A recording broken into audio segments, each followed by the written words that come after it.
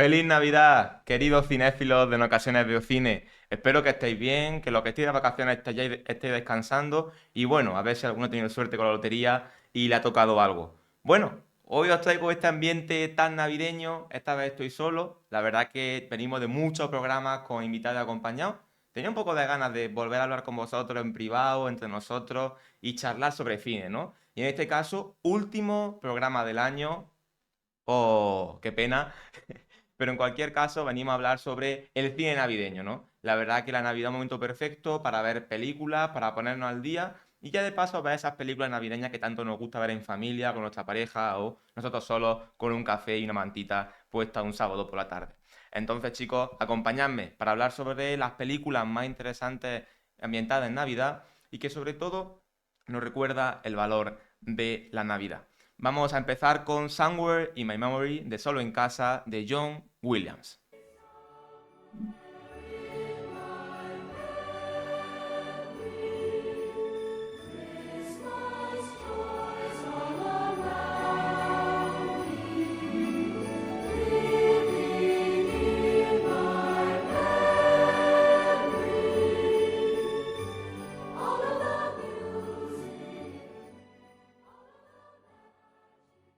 Y precisamente cuando pensamos del cine y la Navidad, siempre nos viene en mente esta película, ¿no? Solo en casa. Y vamos a empezar con ella. Solo en casa. Una comedia familiar y de infancia que habla sobre que se olvidan a un niño en casa cuando se van su familia a las vacaciones de Navidad de 1990, del director Chris Columbus. Chris Columbus seguramente os sonará porque fue el director de Harry Potter y la Piedra Filosofal. Ahí vemos el cartel de la película y encontramos al pequeño Macaulay Culkin. El apellido Culkin seguramente os sonará porque Macaulay Culkin es el hermano mayor de Kieran Culkin, es decir, ese actor que lo petó con Succession en todos los Emmy, pues casi todos los años ha llevado algo, pero es que además hace poco ganó el Oscar a Mejor Actor de Reparto por su actuación en A Real Pain. Ahí tenemos a ambos hermanos, el mayor a la izquierda, Macaulay Culkin, y a la derecha, Kieran Culkin. Los dos aparecieron en Solo en Casa, pero el protagonista era Macaulay Culkin. Pues bien, si os fijáis, de Macaulay Culkin no se sabe mucho más allá de este primer papel y su segundo papel en Solo en Casa 2. ¿Por qué? Pues básicamente porque esto es lo que tiene Hollywood y cómo se porta con los menores y con los niños. Y es que, como positivo, Macaulay Culkin fue el primer niño en tener un contrato millonario en Hollywood, un contrato de 8 millones de dólares. Pero bueno, luego está la parte negativa. La película lo petó, se ha vuelto un icono de lo que es el cine de Navidad en el mundo. Recaudó 23 veces más su presupuesto y ya el resto es historia. No podía ir al colegio, presión de fans, paparachis y hasta el punto de que tenía larga jornada de trabajo y muchísimas horas de grabación. En este sentido, también se dice que su padre lo presionó demasiado y que lo llevó hasta el final con tal de sacar rédito de ello, hasta el punto de que Macaulay Culkin estuvo un tiempo, bueno, un tiempo bastante largo, casi 20 años, fuera de lo que es el ámbito público, cayó en depresión, droga y decidió no volver a actuar. Como un hecho curioso, para mal, es que también incluso se le relacionó con un posible o supuesto caso de abuso sexual con Michael Jackson, que él luego desmintió y de hecho testificó en un juicio a favor de Michael porque dice que simplemente era una relación de las que todos conocemos que Michael tenía con niños pequeños.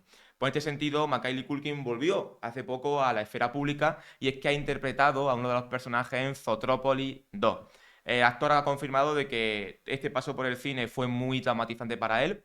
Estuvo 15 años sin ver la película solo en casa, no podía ni verla, y sí es verdad que parece ser que se ha reconciliado con ese yo del pasado. La verdad que sobre esto, sobre cómo Hollywood ha tratado a los pequeños actores y actrices que han pasado por ahí, se podía hacer un programa casi entero. Pero que tenemos un caso muy similar al de Macaulay Culkin o incluso peor. Es el de Jake Lloyd. Jake Lloyd ahora mismo no os sonará, pero ahora se os suena. Jake Lloyd es el pequeño niño que hizo en La amenaza fantasma, episodio 1, del pequeño Anakin Skywalker. En este sentido fue incluso peor. Abusos verbales, todos los fans de Star Wars que no le gustaron demasiado el episodio 1 y no le gustó demasiado el papel que hizo Jake Lloyd como Anakin, el pequeño Anakin, pues bueno, incluso lo insultaban por internet, en persona y demás, hasta el punto de que él no volvió a actuar y a día de hoy se dice que está internado en un centro psiquiátrico. De hecho, su caso fue muy similar, si recordáis, al que hablamos en el programa de terror, que fue lo que ocurrió con la niña que hizo de la niña del exorcista, de que es que la gente iba a por ella. Pues bien, el caso de Jake Lloyd es muy similar al de Macaulay Culkin. Jake Lloyd también se lanzó en pantalla con una película de Navidad, Jingle All the Way, con Arnold Schwarzenegger, la tenéis. Igual no conocéis esta película, sinceramente os la podéis ahorrar, al igual que solo en casa hay que verla seguro, si no la habéis visto, miradla ya, está en Disney Plus y también está en RTV. Y en este sentido, Jake Lloyd aparece en Jingle All the Way, lo peta con Arnold Schwarzenegger, y es ahí cuando en el 99, la película de Arnold Schwarzenegger es del 96, en el 99 lo lanzan ya para el episodio 1. Como decía, estos son dos niños de los tantos que han pasado por Hollywood y por desgracia la fama y lo que es toda la industria hollywoodense arrollaron con ellos. La verdad que un poco raro, o más bien milagroso, que los tres, la trinidad de Harry Potter, en este caso Emma Watson y Daniel Radcliffe junto al muchacho que hacía de Ron, pues más o menos salió bastante bien, sobre todo Emma Watson, que es una de las mayores actrices así consolidadas, pero bueno, todos sabemos que Daniel Radcliffe también como cuando era pequeño y adolescente tuvo muchos problemas con el tema de prensa y demás. Dejando esta parte, esta curiosidad sobre Macaulay Culkin, esta película me viene perfecta para hablar de las traducciones. Y es que las películas de Navidad, al igual que tantas películas, tienen traducciones un poco raras. La verdad que este programa, este tema, le gusta tanto a Mario que ya le he escrito para hacer un posible próximo programa sobre las traducciones entre Latinoamérica, castellano e inglés. Pues bueno, esta película de Arnold Schwarzenegger, Jingle All the Way, se tradujo como El regalo prometido en español. Que bueno, una traducción un poco por la cara.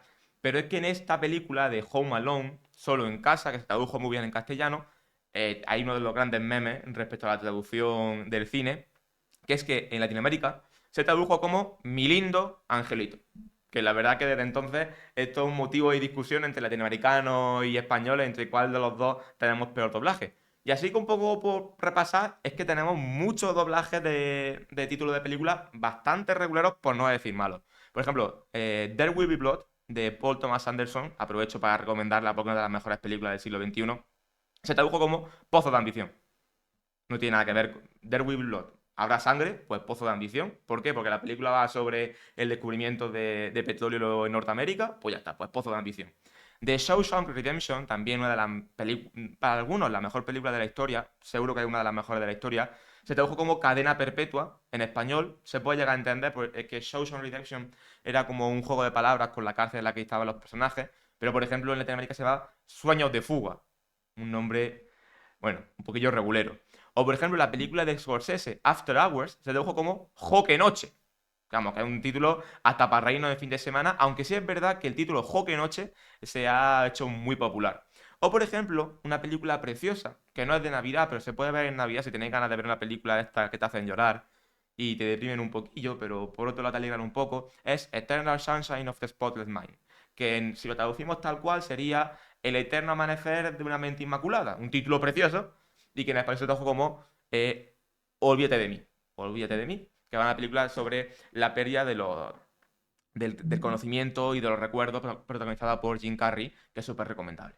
Pero la más heavy de todas es una peli de Disney que se llamaba Ice Princess, la princesa de hielo, y decidieron llamarla Soñando, Soñando, Triunfe Patinando. Un poco por la cara, y es uno de los grandes memes de lo que las traducciones pueden llegar a realizar. Pero bueno, como decía, llamaremos a Mario, que como filólogo experto en las traducciones, que nos cuente un poco qué hay detrás de esto, y seguiremos investigando un poco cuáles son las más conocidas. Siguiendo con las curiosidades de Solo en Casa, precisamente en el Solo en Casa 2, Perdido en Nueva York, aparece el actual presidente de los Estados Unidos, el controvertido Donald Trump. Y es que la segunda película, también ambientada en Navidad, pero en Nueva York, en este caso que el niño se pierde cuando su familia se va de viaje a Nueva York por Navidad, aparece Donald Trump. ¿Por qué? Porque su hotel, el Hotel Plaza, que era de su propiedad, salía en la película. Y él dijo que perfecto, que cedía el sitio para grabar, gratis de hecho, pero que a cambio debía aparecer en pantalla. Así que vamos a verlo y lo comentamos.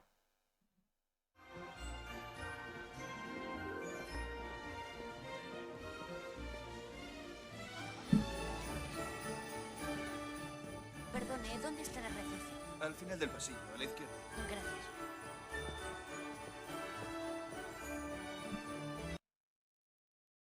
Bueno, pues ahí tenemos ese cameo, cuando Donald Trump no era tan conocido y era únicamente un empresario conocido ya en Estados Unidos, pero a nivel internacional no era tan conocido. Y para terminar con Solo en Casa, todos recordamos la casa de Solo en Casa. Y es que en este caso el hogar, esa mansión, entre comillas, o casa más bien bastante grande familiar, era un personaje más de la película. Por ejemplo, igual que en El Resplandor, el hotel es uno más de los personajes.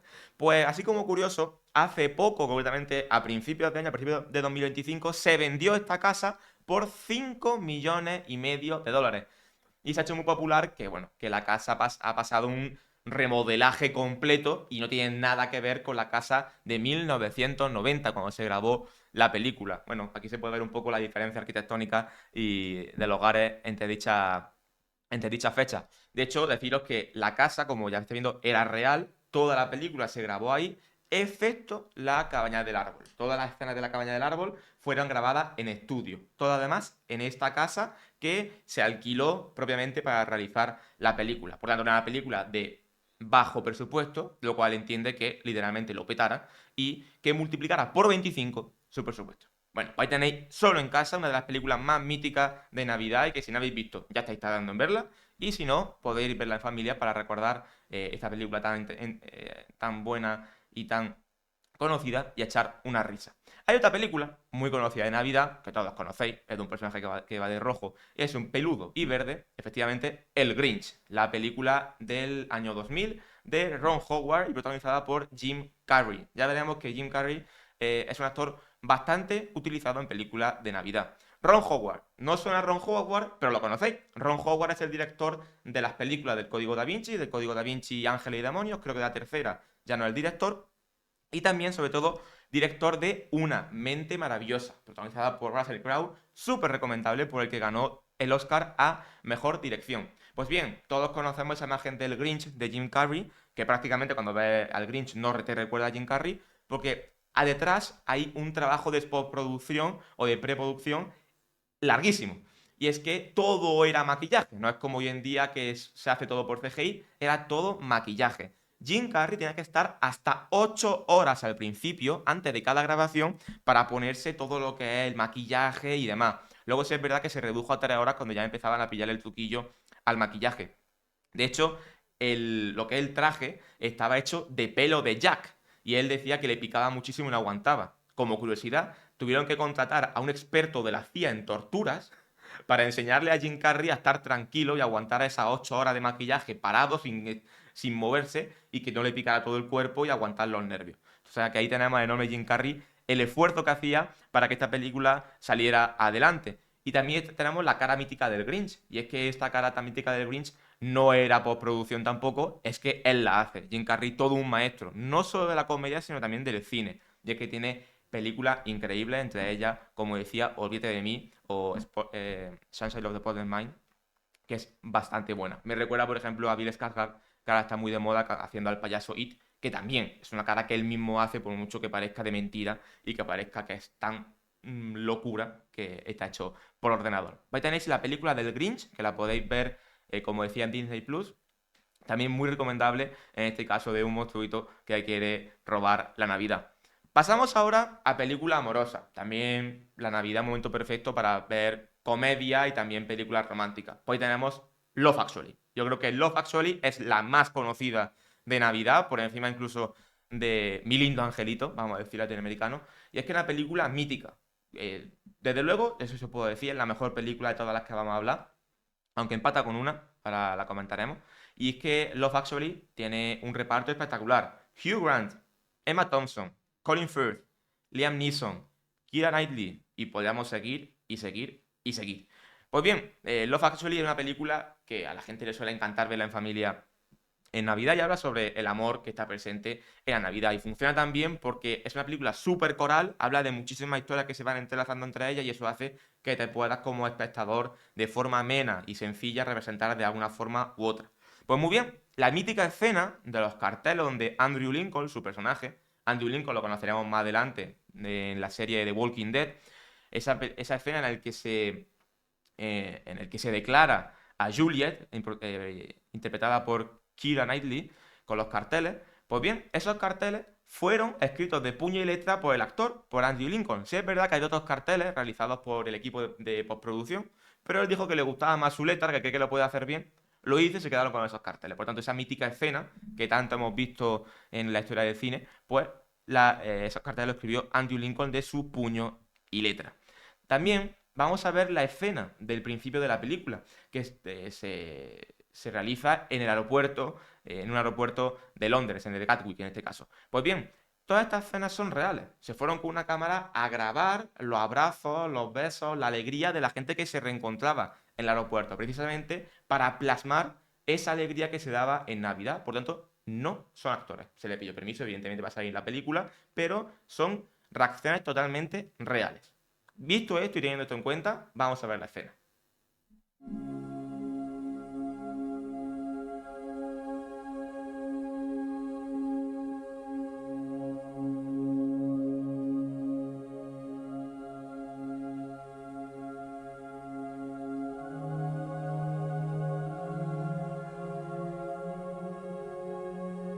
Siempre que me siento pesimista por cómo está el mundo, pienso en la puerta de llegadas del aeropuerto de Heathrow. La opinión general da a entender que vivimos en un mundo de odio y egoísmo, pero yo no lo entiendo así. A mí me parece que el amor está en todas partes. A menudo no es especialmente decoroso ni tiene interés periodístico, pero siempre está ahí. Padres e hijos, madres e hijas, maridos y esposas, novios, novias, viejos amigos. Cuando los aviones se estrellaron contra las Torres Gemelas, que yo sepa, ninguna de las llamadas telefónicas de los que estaban a bordo fue de odio y venganza. Todas fueron mensajes de amor. Si lo buscáis, tengo la extraña sensación de que descubriréis que el amor en realidad está en todas partes.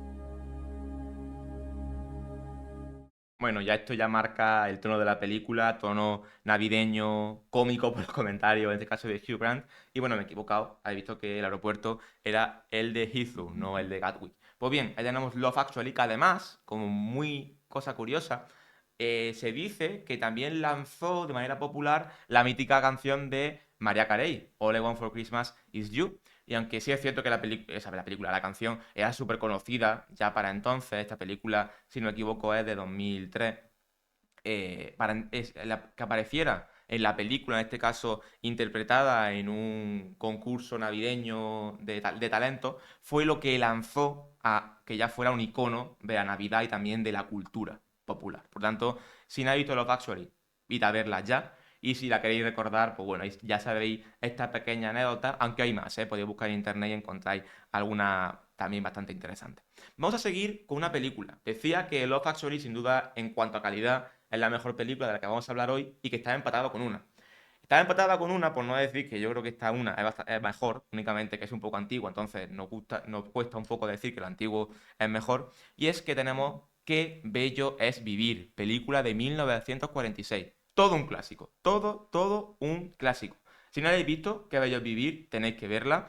Es súper recomendable. Película, en este caso, de Frank Capra, protagonizada por James Stewart y Donna Reed. Sobre todo, que es una película bastante bonita que habla de los valores de navideños, de la importancia de la familia, pero con un trasfondo muy fuerte. Y es que habla también del suicidio, de las consecuencias negativas del capitalismo, de cómo eso puede afectar a la familia, porque literalmente el personaje de James Stewart, sin realizar mucho spoiler, pues bueno, tiene una mala racha por X motivo e intenta suicidarse. Y ahí cuando se le aparece un ángel no perfecto, pero que le enseña cómo sería su vida si él, o más bien la vida de los que le rodean, si él no hubiera nacido y por qué la importancia de vivir la vida independientemente de lo que no ocurra y lo bien y mal que nos vaya. Pues bien, como decía, todo un clásico que bello vivir. De hecho, hace poco, la Navidad pasada la vi, película cortita de hora y media, lo que nos tiene acostumbrado en aquella época, y sobre todo que contextualizada en cuando sale en el 46, justo después de la guerra, fue como una película que sirvió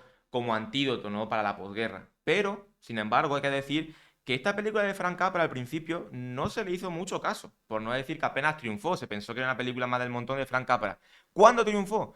Cuando se liberaron los derechos y se publicó de forma gratuita y se empezó a transmitir en televisión, la típica película, ¿no?, de sábado por la tarde, pues ahí fue cuando ya se empezó a popularizar Qué bello es vivir de forma constante.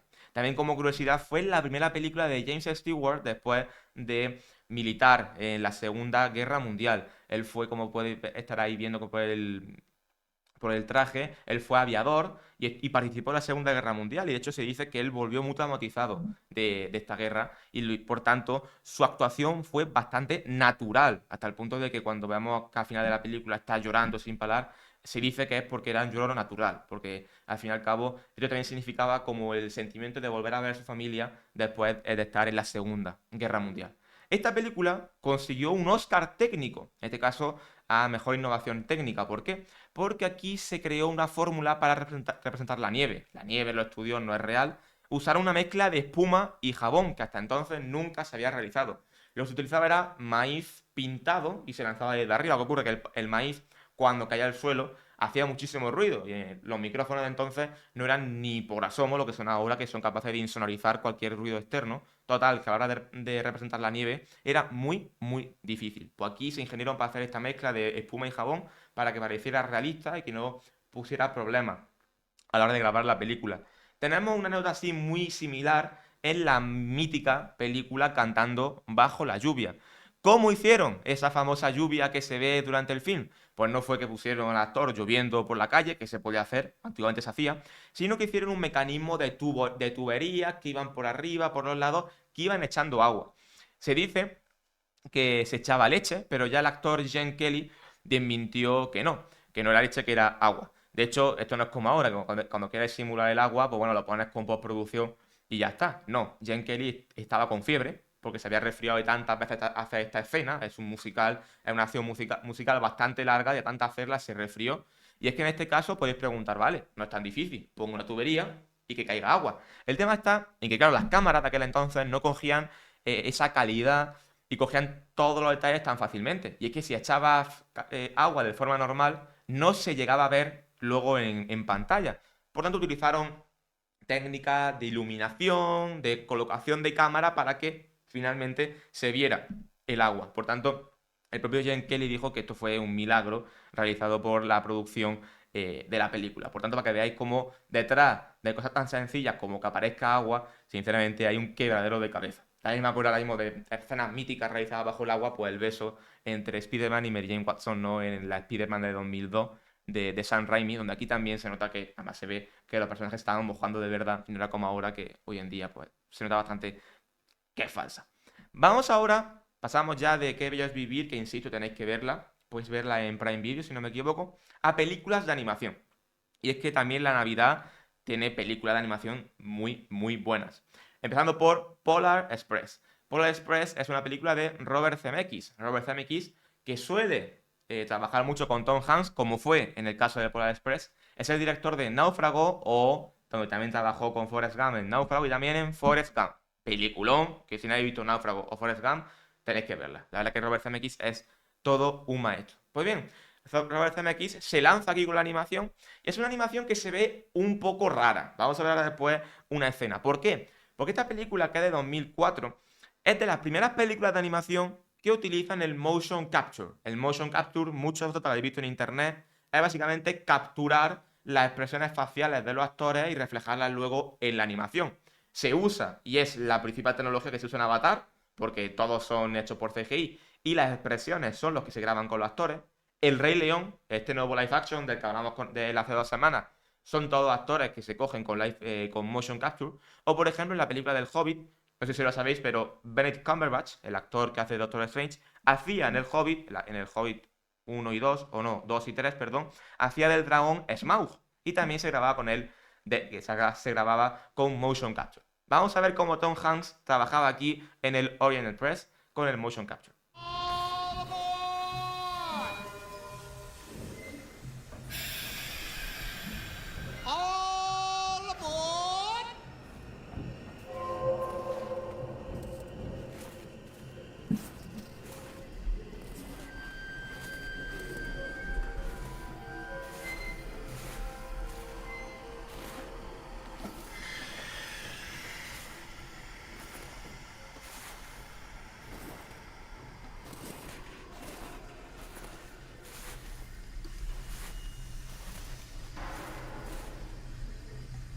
Well, you coming? Where? Why, to the North Pole, of course. This is the Polar Express. habéis visto cómo funciona esta tecnología y os podéis preguntar, pero Franja, si estaba Tom Hanks haciendo de los dos personajes. Pues efectivamente. Y es que Robert Zemeckis le propuso a Tom Hanks un reto. Y era que hiciera todos los personajes de la película. Porque al ser motion capture, únicamente tenían que hacer las escenas por separado varias veces. En este sentido, Tom Hanks lo intentó, no pudo, dijo que era agotador. Pero sin embargo hizo 6 personajes de la película. Además son los 6 personajes que más aparecen en la película, así como dato curioso. Además actorazo como Tom Hanks y tan expresivo como él, pues podía perfectamente hacer de un niño pequeño, de un revisor y de un abuelo. Pues bien, ahí tenéis Orient Express, que merece mucho, mucho la pena como animación. Y pasamos a una animación muy distinta. Pesadilla antes de Navidad, de 1993, que empieza siendo una película de Halloween, todos conocemos a Jack Skellington, pero que en el fondo es una película de Navidad que habla sobre cuando no nos sentimos a gusto en nuestro ambiente, en nuestro círculo y a encontrar ese círculo donde nos sentimos nosotros mismos. Aquí hay una cosa mal, en el sentido de que la gente suele pensar que esta película, por la estética, es de Tim Burton. De Tim Burton es únicamente la historia y lo que son los personajes. Pero la dirección es de Henry Selick, que es el director también de Coraline. Por tanto, mucha gente cree que Coraline y Pesadillas de Navidad son de Tim Burton. No son de él en cuanto a dirección, sí en cuanto a guión y en cuanto a imaginación de lo que es el mundo de ambas películas. Y es que ya hemos hablado del motion capture como forma de crear animación, ahora vamos a hablar del stop motion artesanal, que es distinto. Y es que en este caso esta película fue grabada con marionetas, con maquetas. En este sentido lo que se hace es que se hacen 24 fotos por segundo a cada maqueta y se le va moviendo. Es decir, como antiguamente, la primera imagen en movimiento era un caballo que en cada frame iba avanzando poco a poco y que si tú aceleras todas las fotos, pues acaba apareciendo movimiento. Por este sentido, es igual. De hecho, la marioneta de Jack Skellington tenía más de 400 cabezas intercambiables y distintas porque realizaban las expresiones del personaje. Como os podéis imaginar, si en cada segundo tiene que tener 24 frames, porque al fin y al cabo la película iba a 24 FPS, el rodaje era eterno. Podían estar casi una semana únicamente para grabar una escena. Por tanto, el rodaje de esta película duró 3 intensos años, que para lo que hoy en día es que se graban películas en un año o en 2 años, es una barbaridad. De hecho, todas las películas de animación stop motion, son muy, muy caras, pero sí es verdad que tiene ese toque handmade, ese toque artesanal que se nota mucho y hay un cariño detrás increíble.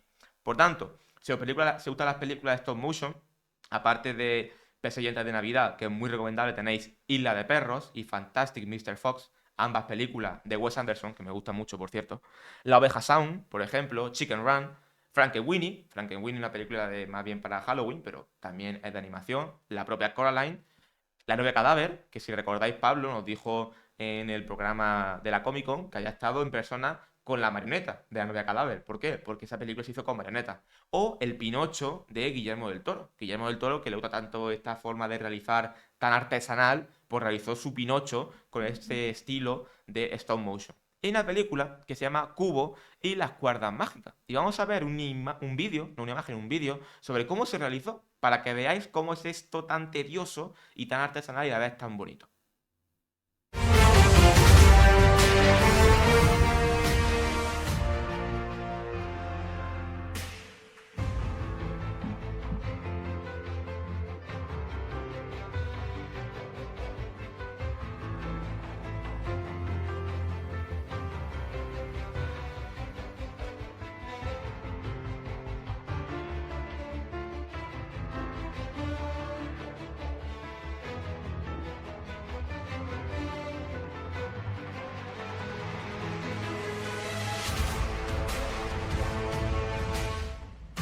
Fijaos cómo los escenarios están todos hechos a mano, excepto a lo mejor algún fondo en CGI, pero que es todo realizado como una persona que va tocando la marioneta, la va moviendo y demás. Y esto lo que hace es que estas películas sean increíbles y sobre todo que a veces no las valoremos lo suficiente. Por tanto, si queréis ver por primera vez o ahora que sabéis cómo se realiza, queréis ver cómo es esto tan maravilloso, tenéis Pesadilla antes de Navidad. Y yo, queridos compañeros de Ocasiones Cine, quería terminar con estas recomendaciones. Hemos hablado de como 5 o 6 películas que ya tenéis para eso y para más estas Navidades. Pero bueno, como yo sé que ha sabido poco, os digo algunas recomendaciones rápidas, ¿vale? Podéis ver también de animación Klaus, que fue nominada a Mejor Película de Animación en 2020. Una película en este caso sobre Papá Noel, muy interesante. Eduardo, Manos Tijeras, esta sí, dirigida por Tim Burton, que como siempre muchas veces colabora con Johnny Depp.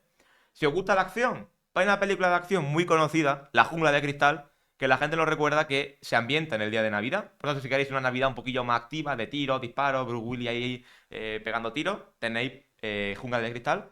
Y si queréis un poco más de miedo, Gremlins. Si recuerdan la mítica película de los Gremlins, ocurre también en Navidad. Y por último, Un cuento de Navidad. La mítica película del señor Krug, donde el fantasma de las navidades pasadas lo lleva al pasado, el fantasma de las navidades presentes y el fantasma de las navidades futuras. Y si recordáis, hay un actor que dije que suele aparecer mucho en las películas de Navidad, y ese es Jim Carrey. Y es que de nuevo Jim Carrey dio vida al señor Scrooge, de nuevo también grabada en motion capture, al igual que Polar Express. O sea que ahí tenéis un montón de películas para esta Navidad, verlas tranquilamente. Pero bueno, Fran, ¿qué más cosas puedo hacer en cuanto al cine, en cuanto a las películas estas Navidades? Porque yo me canso de tantas películas navideñas. Pues tenéis cosas.